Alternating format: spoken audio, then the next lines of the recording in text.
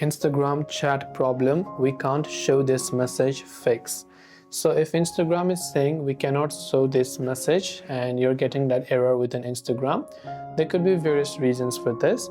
The first immediate solution is to log out and log back in. So come to your profile, tap the three lines from the top right hand side, scroll down and tap on log out and re-log into your account to see if that helps you.